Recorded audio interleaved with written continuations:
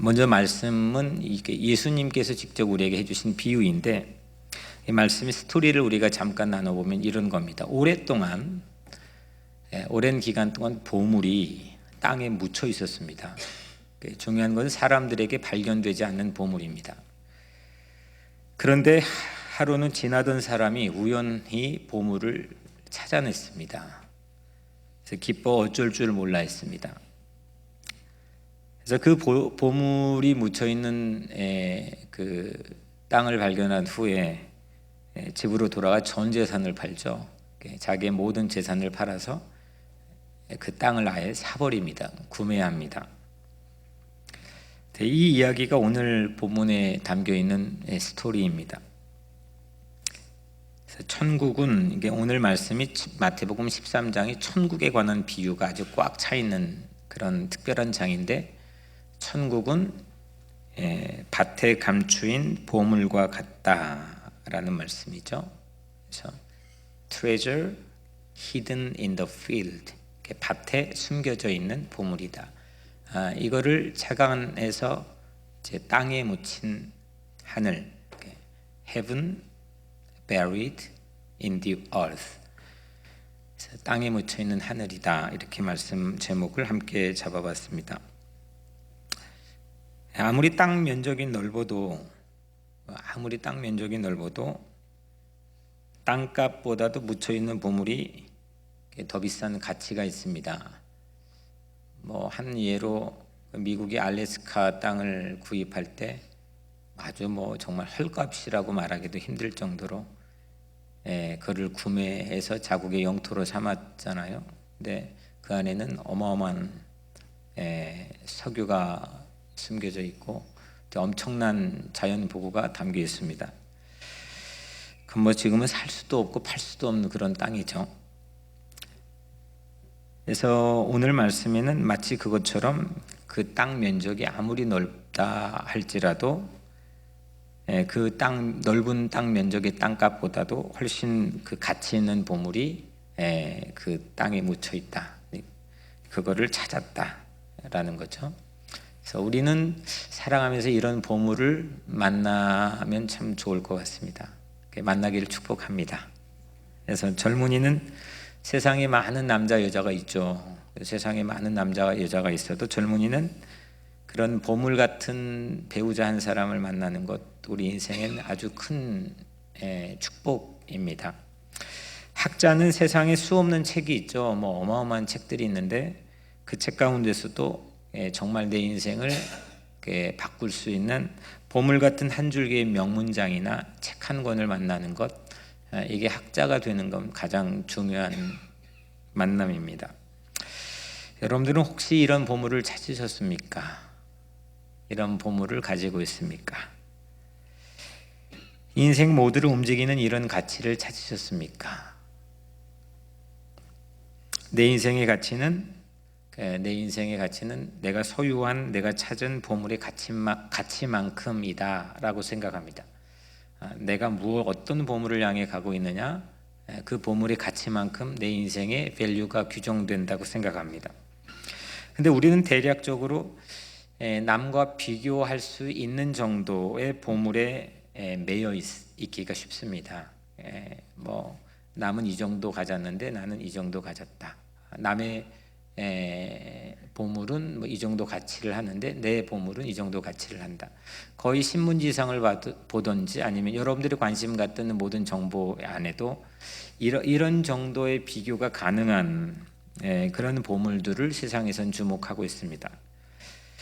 그러다 보면 우리는 열등감에 시달립니다. 그래서 사사로운 보물들이 우리를 아주 쪼잔하게 만들고 작게 만듭니다. 협소하게 만들죠. 그래서 우리는 내 직장보단 더 큰 보물, 그리고 내 집보다도 더 큰 보물, 내 재능이나 내 실력보다 더 큰 보물을 여러분들이 인생 가운데서 만나기를 축복합니다. 예수님, 우리 보물은 뭐냐, 이렇게 제가 이제 여러분들이 단도직입적으로 도전을 해드렸는데, 오늘 본문 안에서 지금 등장하는 예수님에게 보물은 뭐였을까? 예수님에게 보물은 나라였습니다. 나라. 컨트리, 국경이 있는 나라는 아니고 킹덤이었습니다. 나라였는데 그거를 우리는 하늘나라, 천국이라고 부르죠. 그래서 오늘 말씀은 천국은 이와 같으니, 천국은 마치 뭐뭐뭐 보물과 같다. 그래서 천국은 마치 뭐뭐뭐 보물과 같다. 그래서 예수님의 보물은 천국, 나라죠. 하나님의 나라, 하늘나라. 또 예수님께서 말씀했습니다. 먼저 그의 나라를 구하라. 그의 나라와 의를 구하라. 그러니까 무엇보다도 가장 먼저 예수님 스스로가 주목하고 구하고 있는 것은 그분의 나라였습니다. 그래서 예수님에게 1등 보물은 하늘나라였죠. 나라. 오늘 말씀도 영어로는 천국, 그러니까 한글로는 천국이지만 영어로는 Kingdom of Heaven, 하늘나라입니다. 그래서 예수님은 보물 때문에 살았고 보물 때문에 심지어는 죽기도 했습니다. 그러니까 죽음을 걸 만큼 뭐 이렇게 재산 팔아가지고 사는 정도가 아니라 예수님은 자기를 던질 정도의 보물을 소유했습니다. 그래서 세상 사람들은 그 보물의 가치만큼 그 삶을 보통 평가하기 때문에 예수님의 삶을 그 가치만큼 평가하는 사람들이 지난 2000년 동안 역사 안에는 있어 왔습니다. 근데 문제는 이렇게 보물이 뭐냐, 뭐 이렇게 우리가 같이 잠깐 나누는데 보물의 위치입니다. 오늘 예수님의 가장 큰 관심은 보물의 로케이션입니다. 보물이 어디 있느냐 이겁니다. 보물을 다 만나고 싶고 찾고 싶죠. 보물이 어디 있느냐. 보물 찾기 한번 해보자. 보물을 찾았느냐? 보물이 어디 있느냐? 근데 오늘 보물인 하늘나라는, 천국은 땅에 묻혀 있었다는 겁니다. 땅에 묻혀 있었다. 그러니까 하늘이 땅에 묻혀 있습니다. 그 설교 제목이 땅에 묻힌 하늘이죠. 예수님에게 보물인 하늘이 땅에 묻힌 겁니다. 제가 10년 전에 이 말씀을 준비하면서 이제 제가 가지고 있던 퀘스천 하나가 어떻게 하늘이 땅에 묻힐 수 있느냐 이겁니다. 하늘이 땅에 묻힐 수 있는 건가? 하늘이 큽니까? 땅이 큽니까? 하늘이 크죠. 그런데 이제 조금 더 소녀적 감성이나 시인들에게는 땅하고 하늘 크기가 똑같을 수도 있고 물론 땅이 크게 보일 수도 있습니다. 왜냐하면 제가 가시적으로 볼 수 있는 지평선 안의 크기의 땅만큼 하늘의 크기가 같다고 생각할 수도 있고 또 내가 가보지 않는 그 땅 안에 이 하늘을 전부 품고 있다고 생각할 수 있기 때문에 시인의 감성이나 소녀적인 감성으로 보자면 뭐 그렇게 생각해 볼 수 있겠지만 우리는 배움을 통해서 어느 정도 과학적 상식을 갖고 있기 때문에 하늘이 크다 이건 너무 쉽게 알 수 있습니다. 하늘이 크죠. 아무리 땅이 커도요. 아무리 땅이 커도 하늘보다 클 수는 없습니다. 지구가 이 지금 땅은 지구니까요. 지구가 하늘은 우주 아닙니까? 우주보다 클 수는 없는 거죠. 뭐 세 발의 피도 안 되는 거죠. 그런데 우주가 지구에 묻혀 있는 겁니다. 이게 말이 되는 겁니까? 우주가 지구에 묻힐 수 있는 겁니까? 예수님은 이 정도를 가슴에 품고 사셨다는 거죠. 이 정도를 가슴에 품으면 지구 어디를 걸어도 근사하지 않겠습니까? 이 정도 되어야, 이 정도 가치가 있는 보물을 발견해야 내가 모든 소유를 다 팔아가지고 그거를 사도 괜찮지 않겠습니까? 그런 큰 보물을 가슴에 품고 살고 있다면 뭐 괜찮은 근사한 인생이 되지 않겠습니까? 여러분들 그런 큰 보물을 만나셨습니까? 품고 살고 있습니까? 땅은 히브리어로 아다마입니다. 아다마가 땅입니다. 그리고 사람은 히브리어로 아다마입니다. 첫 번째 사람이 아담이죠. 그렇죠? 그래서 아다마, 아담 이건 두 가지는 같은 어원에서 옵니다. 사람이 흙에서 왔고 흙으로 돌아간다는 이치가 하나님이 창조 섭리 안에 담겨 있는 어휘가 둘인 거죠. 다시 말하면 땅은 사람입니다. 하늘이 땅에 묻혔다. 이 하늘은 땅에 묻힐 수가 없는 크기인데 땅에 묻혔다. 그 땅은 바로 사람, 우리 각자 자신이라는 겁니다. 우리 각자 자신이 땅인데 그 안에 보물이 묻혀 있다는 거죠. 도저히 묻힐 수가 없는 사이즈가 이 안에 있다는 것. 이게 이제 우리 기독교 진리를 깨달은 크리스찬들이 가지고 있는 새로운 세계관입니다. 내 안에 하늘이 묻혔다. 교만할 수가 없는 거죠. 하지만 엄청난 자존감을 가지고 살 수가 있는 겁니다. 예수님께서는 우리 안에 묻혀 있는 하늘을 보신 겁니다. 우리 안에 묻힌 하늘이 뭐냐? 하늘이 뭐냐? 천국이 뭐냐? 천국을 사람들은 다 관심을 갖습니다. 다 가고 싶어 하니까. 그걸 가고 싶어 하지 않는 사람들은 없겠죠. 하지만 천국에 대한 규정은 다르겠지만 여튼 모든 사람들이 천편일적으로 관심을 갖습니다. 호감을 갖습니다. 대부분 천국은 공간의 개념으로 이해합니다. 천국이 어디에 있는데 거기 가면은 뭐가 있을 거야. 거기 가면 정말 어떤 모습으로 치장이 되어 있고 또 요한계시록 21장이나 또 거기 보면은 약간 단편적인 조각으로 성경도 천국의 어떤 모습인지를 우리에게 부분적으로 소개를 하고 있지만 대부분 우리는 그렇게 이해를 하고 있습니다. 공간적인 개념으로 천국을 이해하고 있습니다. 근데 예수님은 사실 공간적인 개념으로 우리에게 말씀하시지 않았습니다. 특별히 오늘 이 안에 있는 본문에서는 예수님은 공간적인 개념으로 우리에게 말씀한 게 아니라 가치적인 개념으로 우리에게 말씀했습니다. 천국이 어느 정도의 밸류냐 이거죠. 내 안에 하늘 같은 가치가 과연 있느냐 이걸 묻고 있는 겁니다. 우리는 살아가면서 내 안에 잘못된 하늘이 있을 때가 많습니다. 하늘은 있긴 있는데 나는 하늘이라고 생각하니까 나는 하늘을 품고 살고 있긴 하지만 그 잘못된 하늘일 때가 있습니다. 하늘로 알았는데 이거 땅보다도 훨씬 쬐끄만한 하늘일 때가 정말 많이 있습니다. 그래서 실망하고 좌절하고 허망할 때가 있습니다. 그 너무 단편적인 그냥 실예지만은 우리는 하지만 너무 보편적인 실예이기 때문에 들어보자면 사람들은 돈을 하늘이라고 생각하고 삽니다. 돈이면 모든 게 만사 형통이라고 생각합니다. 물질 만능주의가 모든 정신세계를 지배하고 있는 것처럼 보입니다. 근데 돈이 하늘이라고 생각했는데 평상시 너무 아무것도 아닌 건강 하나만 쏙 빼버리면 돈이 중요하다는 생각은 아무도 갖지 않습니다. 어찌 돈이 나보다 더 클 수 있겠습니까? 나보다 조그만한 하늘을 이 안에 품고 우리는 일평생 사기당하면서 살고 있는지도 모르겠습니다. 내 안에 있는 하늘이 뭐냐? 이거 질문해야 됩니다. 아주 중요한 질문입니다. 여러분들의 인생에 매우 의미 있는 걸음을 걷게 하기 위해서는 우선 기독교 진리를 제외하고라도 내 안에 있는 하늘이 과연 뭐냐? 그래서 오늘 말씀에서 우리가 빌어오자면은 이거를 잘 구매해야 된다는 겁니다. 하늘이 묻힌 땅을 사야 되는데 이걸 잘 구매해야 된다는 겁니다.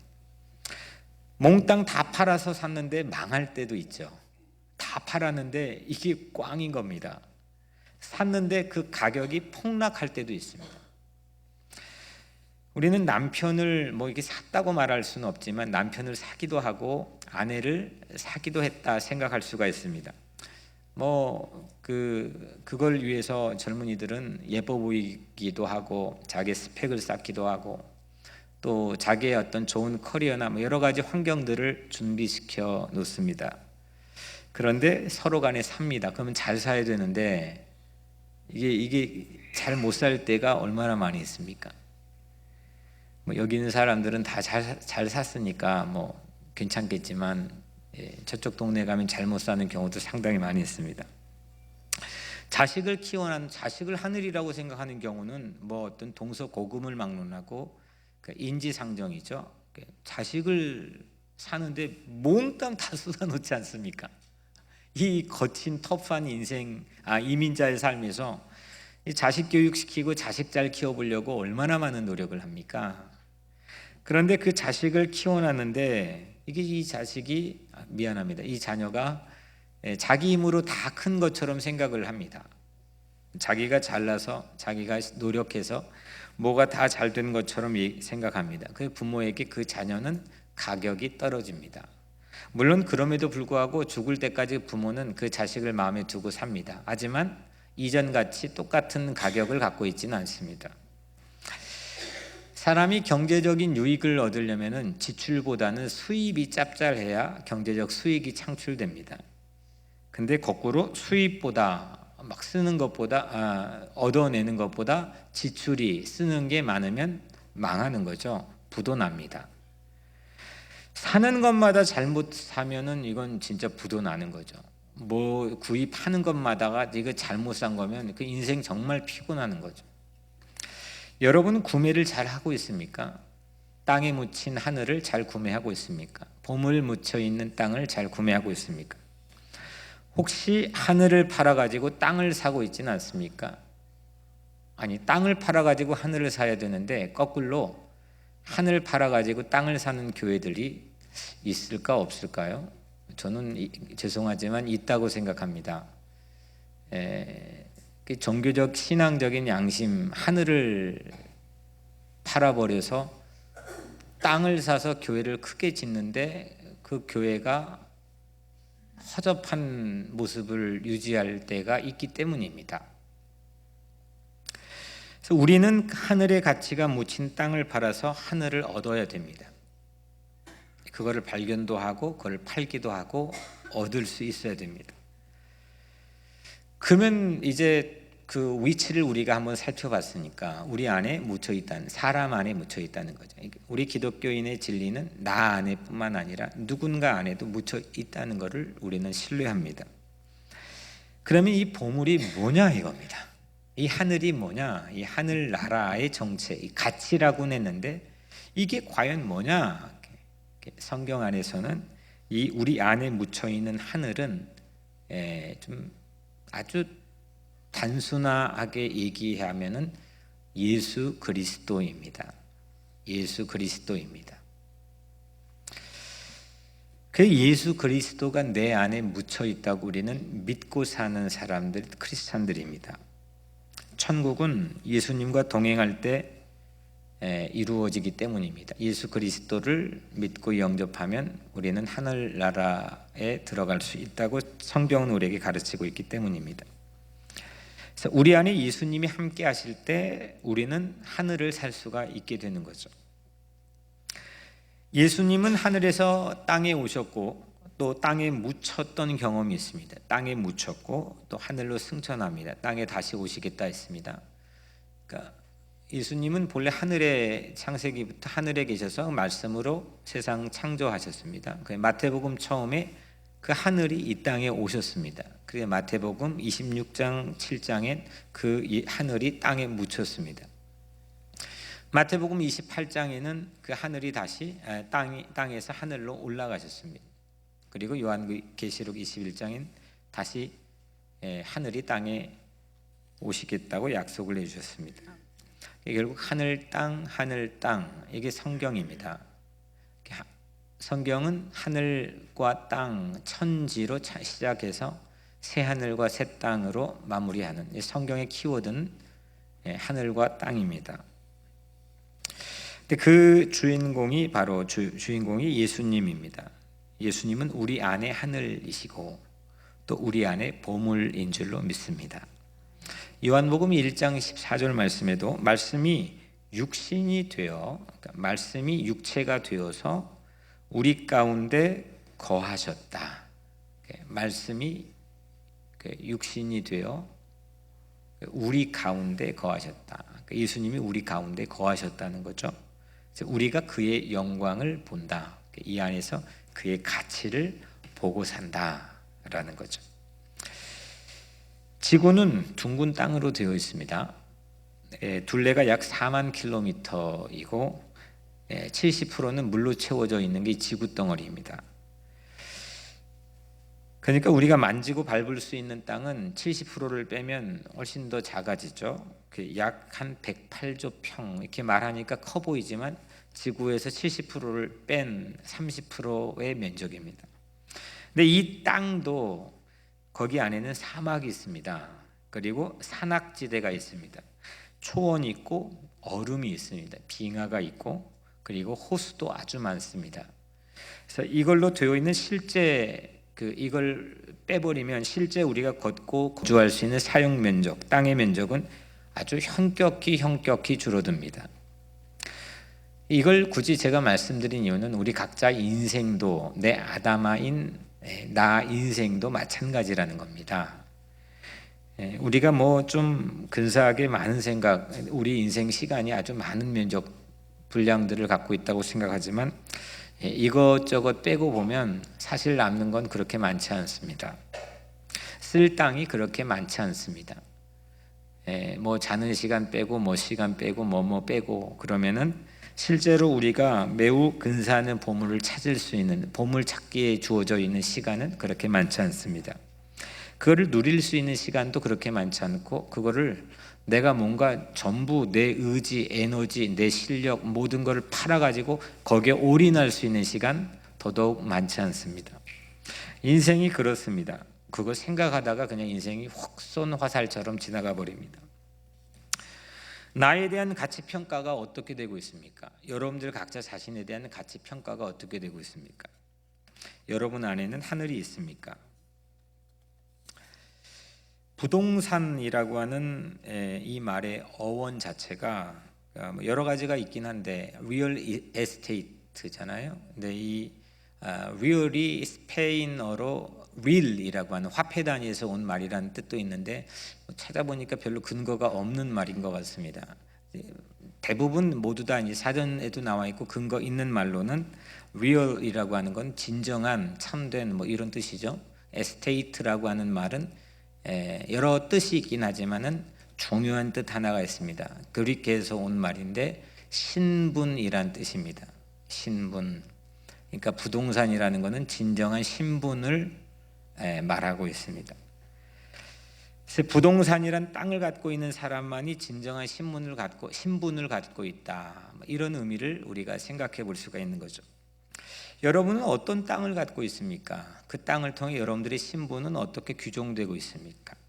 여러분들의 인생이 땅이라고 한다면 여러분들의 신분은 무엇입니까? 보물이 묻힌 땅을 갖고 있습니까? 보물이 묻혀 있는 인생을 살고 있습니까? 나를 어떻게 바라봅니까? 세상에 아무리 출세한 사람도 어느 순간에 자기를 좋은 땅으로 못 보는 경우들을 아주 많이 봅니다.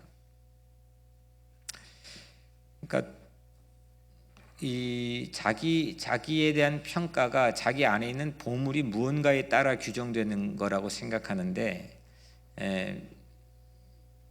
보통 우리 같이 이민 사회에서 좀 솔직히 까놓고 턱 터놓고 얘기하자면 메인스트림으로 자녀건 뭐든 진출하기 쉽지 않은 뭔가 핸디캡을 갖고 있다는 우리가 의식하지 못하는 무의식 안에서의 차별받고 있다는 생각이 자리 잡고 있습니다. 그래서 그걸 만회하고 표출하기 위해서 전 여러 가지 대용품들을 가지고 우리가 살아간다고 생각합니다. 저는 우리 교회에서 참 자랑스럽게 생각하는 것 하나가 우리 젊은이들을 보면은 요즘 가끔 보면은 좋은 차를 삽니다. 좋은 차를 사는데 제가 한 몇 번 들은 것 같습니다. 차를 교회 안으로 차를 사고 난 직후에 갖고 오지 않습니다. 좋은 차인데 뽐내야 되는데 배려심일 수도 있겠지만 그게 그 사람이 평가받고 싶은 전부가 아니구나. 이게 우리 공동체의 칼라라고 한다면 이거 괜찮고 이거 정말 자랑스러운 거구나. 그런 생각을 한 적이 있었습니다. 내 안에 보물이 무엇일까? 나는 무엇을 보물로 삼고 내 인생의 가치를 평가받고 있는가? 우리 공동체는 뭐냐? 우리 공동체는 큰 건물인가? 막대한 어떤 재산인가? 아니면은 우리 공동체는 주차장에 가보면 확 있는 좋은 차의 종류를 통해서 아니면 우리 교회 안에 있는 어떤 사회적 신분을 통해서 우리는 평가받으려고 하는가? 무언가 세상에서 평가받으려고 하는 일반적인 보물의 가치를 제가 잠깐 말씀드렸지만 우리가 실제 나보다 큰 보물, 나보다 사이즈가 커버린 보물, 이런 보물들을 과연 나는 무엇로 규정하고 내 안에 품고 있는가? 오늘 예수님께서는 이런 말씀에 상당히 중요한 도전을 주고 계십니다. 그런데 그러면 나는 어떻게 평가해야 되느냐? 성경 안에서 하나님은 사람을 어떻게 평가하고 있느냐를 잠깐은 보면요, 사람을 어떻게 평가할까? 하나님의 실제 평가는 이랬습니다. 아주 박합니다. 의인은 없나니 하나도 없다. 그러니까 100%가 전부 살만한 가치가 지로다는 겁니다. 박토입니다. 땅도 그냥 땅이 아니고 메마르고 황무지와 같은 박토입니다. 살만한 이유가 아무것도 없는 삶입니다. 그런데 이런 메마른 박토에 하나님께서는 어떻게 했느냐? 이거를 샀습니다. 이거를 그냥 하나님께서 창조했다고 해서 그냥 한 게 아니라 성경에 보면 분명한 값을 치르고 샀습니다. 로마서 5장 6절 말씀, 우리가 아직 연약할 때에 기약대로 그리스도께서 경건하지 않는 자를 위하여 죽으셨도다. 그러니까 우리가 아직 연약할 때에, 살만한 가치가 안 될 때, 별 볼 일 없을 때에 약속을 해주셔가지고, 이 리얼 에스테이트, 부동산 약속을 한번 하셨기 때문에 그 약속대로 그리스도를 이 땅에 보내 속죄값을 지불하시고, 아무 경건하지 않는, 별 볼 일 없는, 살만한 가치가 없는 나를 위해서 죽어주셨다. 이게 우리의 신앙의 고백입니다. 경건하지 못한 죄인인데 예수님께서 십자가에 죽으셨고 땅에 묻히셨다는 겁니다. 여러분은 땅 재질에 상관없이 모두를 위해서 예수님께서 내 안에 사랑으로 묻히셨습니다. 이런 사랑이 우리 안에 묻혀 있을 때 우리는 진정한 신분을 갖게 됩니다. 그 신분이 하나님의 나라의 시민입니다. 새로운 부동산이 되는 겁니다. 하나님 나라의 가치가 되는 겁니다. 사랑을 받을 때 가치 있는 땅이 되고, 사랑을 받을 때 가치 있는 삶을 살게 됩니다. 예수님의 사랑을 받으시길 바랍니다. 예수님을 가슴에 품고 사시기를 축복합니다. 하늘을 땅인 내 인생에 품고 사시길 바랍니다. 이때 내 인생의 가치가 가장 큰 폭등을 하게 됩니다. 그 땅은 여러분이 진정한 신분이 됩니다. 여러분들 성경에 소개되고 있는 셀이라고 하는 매국노 인생에도 예수님 묻히시지 않았습니까? 아니, 거기 매국노 정말 쳐다보기도 싫은데, 일제시대 영화를 보면 매국노 보면 일본 사람보다 더 꼴보기 싫지 않습니까? 근데 그 매국노의 가슴에 무슨 이유와 무슨 근거를 가지고 그들 가슴에 예수가 사랑으로 묻히십니까? 근데 성경에서는 예수님 그런 삶을 사셨습니다. 가늠한 여인에게 예수님은 묻혔습니다. 그리고 십자가 옆에 같이 처형당하고 있는 한 강도의 삶에도 예수님은 사랑으로 묻혔습니다. 오늘 여러분들의 삶을 축복합니다. 하늘을 품은 그런 인생, 보물과 같은 인생이 되기를 주의 이름으로 축복합니다. 근데 오늘 본문에는 참 희한한 게 있습니다. 오늘 본문에 이제 그 주인공들이 농부입니다. 그 땅에 밭에 묻혀 있는 보화를 발견한 걸 보니까 늘 밭일을 하는 농부일 가능성이 많죠. 그리고 머천트, 두 번째는 값진 진주를 발견한 상인입니다. 그 유대인들이 지금 이 맨하탄의 부의 대부분을 가지고 있고, 이 사람들은 기가 막힌 상인 기질을 천부적으로 가지고 있다고 사람들은 다 얘기합니다. 그 이유가, 제가 언젠가 오래전에 책을 읽었는데, 이 사람들은 이제 아주 오래전 그 나라의 영토가 없는 시대에도 이 유대인들을 골라가지고 이 사람들을 고용해서 재산을 맡겨서 장사를 하게 하면 대박이 납니다. 이유가 뭔지 아십니까? 이들의 지형적인 이 위치 때문입니다. 제 북쪽에 늘 시시각각으로 바뀌었던 제국들이 저 이집트 제국을 침략하거나 그 침공을 받아 방어를 하는 유일한 길이 어디냐면 이스라엘 이 서쪽에 있는 해변길입니다. 그래서 그 해변길에서 늘 이 중개상을 하고 무역을 해가지고 이윤을 남기는데 천부적인 재질을 습득한 사람들이 주이시들입니다. 그래서 이들은 거기에 그냥 대대로, 그래서 이스마엘 상인에게 요셉이 팔려가는 것도 그 이스마엘 상인이 그 이집트로 가는 길에 팔려가는 거 아닙니까? 늘 그게 그 길입니다.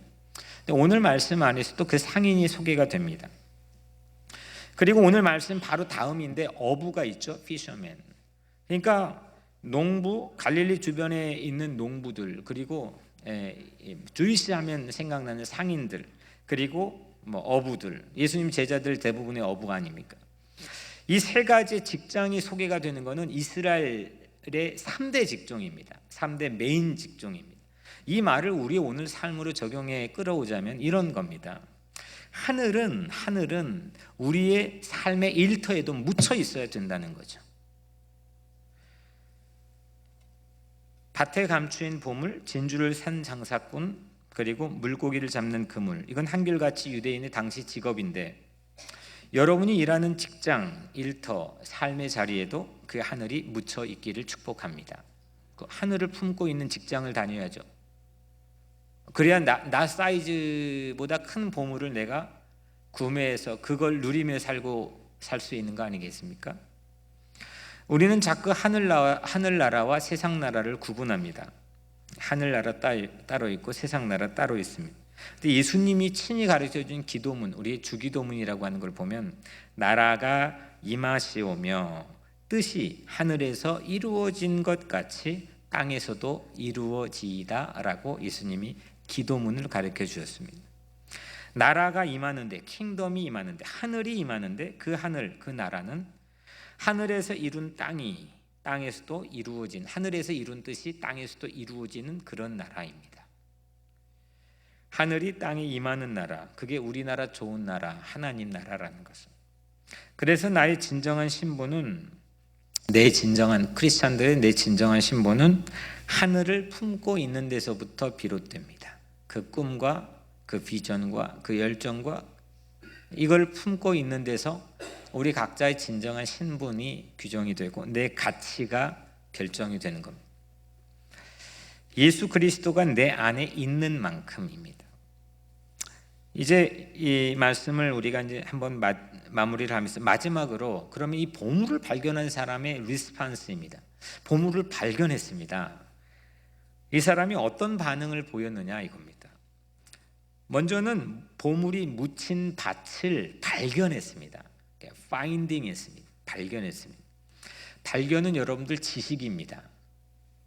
이게 뭐 세상에서 우리가 학교에서 배운 지식이 아니고 여하튼 그걸 포괄해 가지고 이 뭔가를 발견했다, 이건 지식입니다.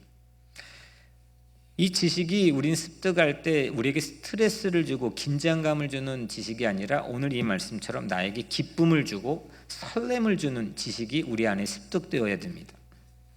발견하고 숨겨두고 나서 두 번째로 뭐 했느냐? 뭐 했어요? 기뻐했습니다. His joy. 기뻐했습니다. 횡재했다는 겁니다. 기뻐한 거는 뭐냐? 이모션, 감정입니다. 첫 번째는 발견했습니다. 지식이. 두 번째는 기뻐했습니다. 감정입니다. 대략 보면 사람 잘 사는, 의미 있게 사는 사람들 보면 이 두 가지 정도까지는 옵니다.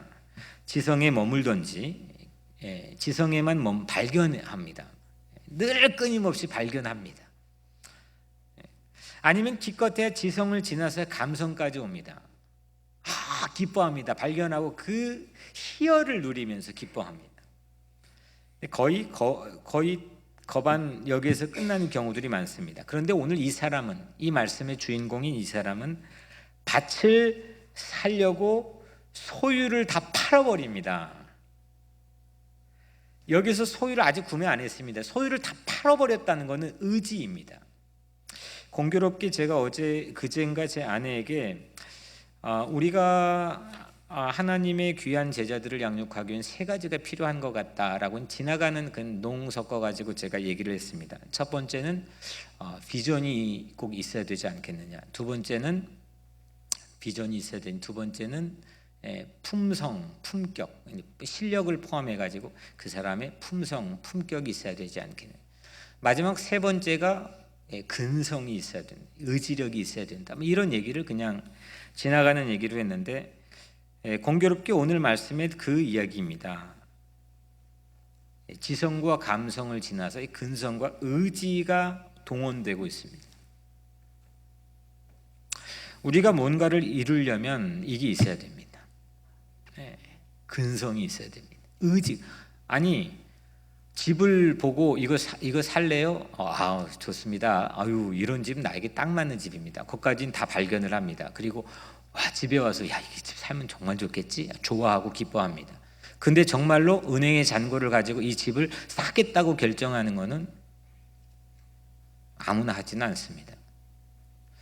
집 사는 거야 그래도 다 하고 사는 거니까 하겠지만, 여러분들이 인생의 가치 있는 보물을 발견해서 내가 이 땅에 있는 근사하고 아름다운 의미 있는 일을 하기 위해 이게 보물이라고 생각했을 때 사람들이 그걸 발견하고 또 감정이 확 하고 바뀔 수는 있지만, 내 인생, 내 목을 걸어놓고 뭔가를 다 팔아가지고 투자하는 경우들은 그렇게 많지 않습니다. 근데 역사는 그런 사람에 의해서 움직여집니다.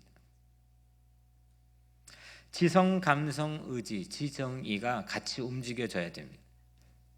이 정도 되어야 보물이지 않겠습니까? 그리고 이 정도 돼야 진짜 보물이지 않겠습니까? 먼저 땅에 묻힌 하늘을 발견해야 됩니다. 발견입니다. 우리 기독교인 안에서는 발명할 필요는 없습니다. 인벤트 할 필요는 없습니다. 발견하면 되는 겁니다. 하나님 만들어 놓으신 창조 세계에서 발견을 하면 됩니다. 이미 있는 것을 발견하는 것이 신앙의 원리입니다. 그런데 보물이 평범한 땅에 숨겨졌다는 게 함정입니다.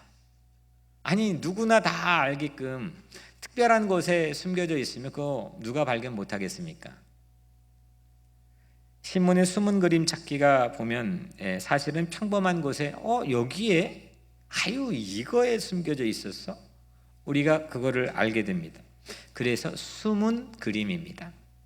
특별한 보물이 평범한 땅에 숨겨졌기 때문에 사람들은 그게 보물인 줄 모릅니다. 지난 주일 제가 선포했다는 말씀 중에 모세가 떨기나무에 불이 붙는, 이거는 모세가 40년 동안 광야에서 늘 일상적으로 봐왔던 평범한 일입니다. 인위적인 인화작용을 안 해도 자연적인 태양열의 가열로 인해서 부시 같은 덤불이 뻥뻥 불이 붙는 것은 당시의 이 목동들에게는 일상입니다. 그런데 문제, 모세는 이 일상, 평범한 일상에서 불이 안 사라지는 것을 보고 걸음을 돌이켰습니다. 특별함을 놓치지 않았습니다.